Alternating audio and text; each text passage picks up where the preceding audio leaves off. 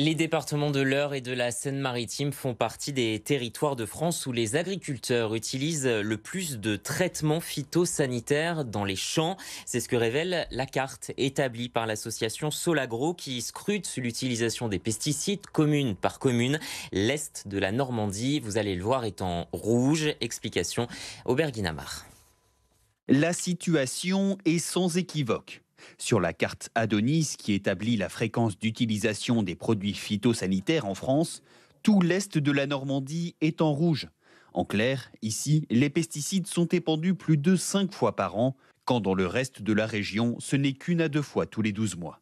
Alors la différence, c'est que ça s'explique de façon extrêmement simple, hein, c'est-à-dire que vous avez 2 départements où, vous avez une majorité de grandes cultures et 2 départements où vous avez une majorité de prairies.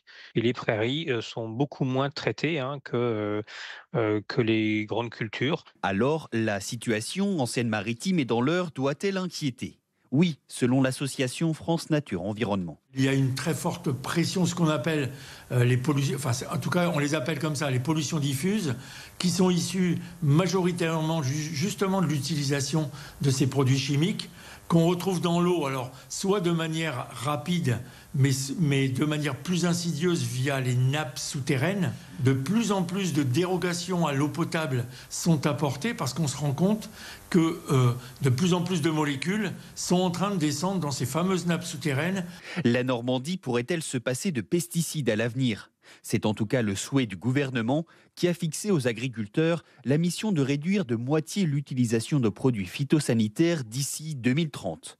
Objectif louable, encore faut-il que l'État s'en donne les moyens, selon l'élu écologiste Rudy L'Orphelin. De manière assez claire, je crois qu'aujourd'hui, on a un lobbying assez intense mené par une partie de la population agricole pour que, effectivement, on ait un retour en arrière par rapport à ce qu'étaient les objectifs, notamment les objectifs issus du Grenelle de l'environnement. Il reste encore une grande marge de progression pour que les pesticides disparaissent des champs normands.